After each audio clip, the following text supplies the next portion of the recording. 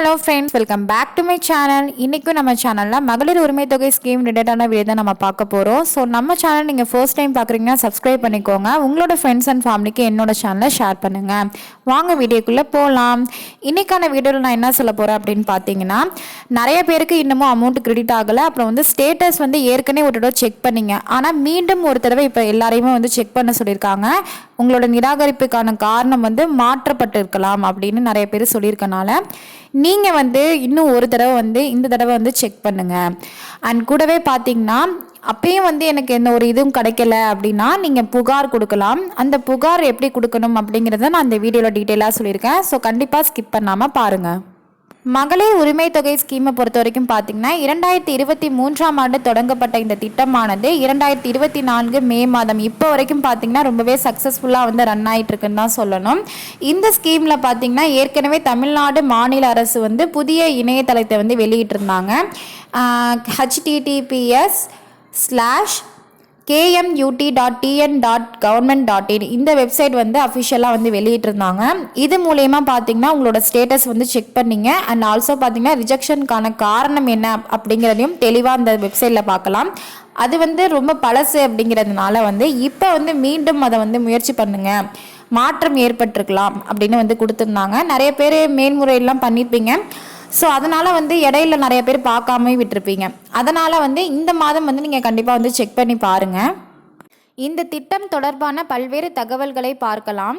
விண்ணப்பதாரர்கள் திட்ட விண்ணப்பத்தின் ஆணை, தகுதிகள் மற்றும் நிலை போன்ற திட்டத்தை பற்றிய விவரங்களை பார்க்கலாம். விண்ணப்பதாரர்கள் தங்கள் விண்ணப்பம் மறுக்கப்பட்டதற்கான விளக்கத்தை பார்க்கலாம் அப்படின்னு தெளிவாக கொடுத்துருக்காங்க. இதுலேருந்தே தெரியும் அந்த வெப்சைட் ரொம்ப யூஸ்ஃபுல்லான ஒரு வெப்சைட். கண்டிப்பாக திருப்பவும் ஒரு தடவை செக் பண்ணி பாருங்கள்.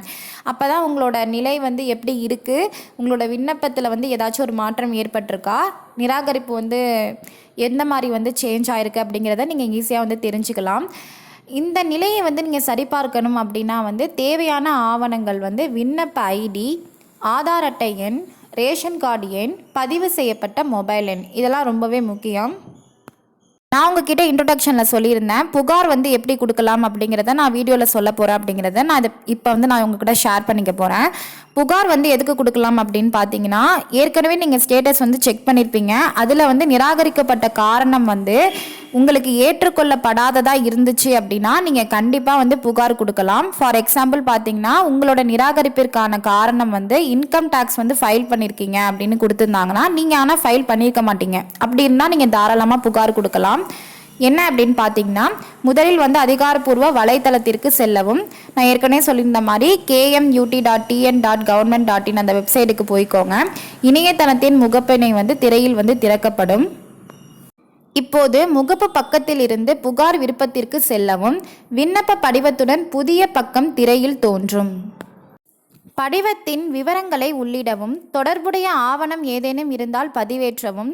உங்கள் பதிவு செய்யப்பட்ட மொபைல் எண்ணில் அனுப்பப்பட்ட ஓடிபியை உள்ளிடவும். இப்போது பதிவு விருப்பத்தை கிளிக் செய்யவும். இந்த இடத்துல பார்த்தீங்கன்னா தொடர்புடைய ஆவணம் ஏதேனும் இருந்தால் பதிவேற்றவும் அப்படின்னு கொடுத்துருக்காங்களே.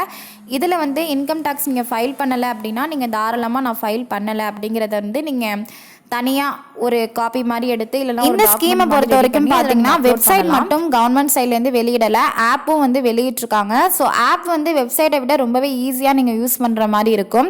நான் ஏற்கனவே நிறைய வீடியோவில் நான் ஷேர் பண்ணியிருக்கேன். ஆப் பற்றினா ஒரு தனியாக வீடியோவும் போட்டிருக்கேன். அதை நான் கீழே டிஸ்கிரிப்ஷன் பாக்ஸில் லிங்க் கொடுக்குறேன், கண்டிப்பாக செக் பண்ணிக்கோங்க. விண்ணப்பதாரர்கள் கலைஞர் மகளிர் உரிமை தொகை திட்ட செயலியை அதிகாரப்பூர்வ இணையதளம் வழியாகவும் பார்க்கலாம். அப்படி இல்லைனா நீங்கள் இந்த ஆப்பையும் பதிவேற்றம் செய்யலாம். கவர்மெண்ட் அஃபிஷியலாக வெப்சைட்டும் வெளியிட்டாங்க. அதுக்கப்புறமா பார்த்தீங்கன்னா ஆப்பும் ஈஸியாக இருக்கும் அப்படிங்கிறதுனால ஆப்பும் வெளியிட்டாங்க. அந்த ஆப் நேம் என்ன அப்படின்னு பார்த்தீங்கன்னா டிஎன் மகளிர் உரிமை ஸ்கீம் அப்படின்னு நீங்கள் போட்டிங்கனாலே அந்த ஆப் ஓப்பன் ஆகிடும். சாதாரணமாக நீங்கள் கூகுள் ப்ளே ஸ்டோர்லேயே நீங்கள் இதை டவுன்லோட் பண்ணிக்கலாம். இது கண்டிப்பாக ரொம்பவே யூஸ்ஃபுல்லாக இருக்கும். இதில் நீங்கள் ஈஸியாக விண்ணப்பத்தின் நிலை, நிராகரிப்புக்கான காரணம் எல்லாமே இதில் உங்களுக்கு தெளிவாக கொடுத்துருப்பாங்க. ஸோ அவ்வளோதான் ஃப்ரெண்ட்ஸ் இந்த வீடியோ. கண்டிப்பாக இந்த வீடியோ உங்களுக்கு யூஸ்ஃபுல்லாக இருந்துச்சுன்னா கண்டிப்பாக கமெண்ட் பண்ணுங்கள், லைக் பண்ணுங்கள், ஷேர் பண்ணுங்கள், மறக்காமல் சப்ஸ்கிரைப் பண்ணுங்கள். Don't forget to press the bell icon. Thanks for watching. Keep touching.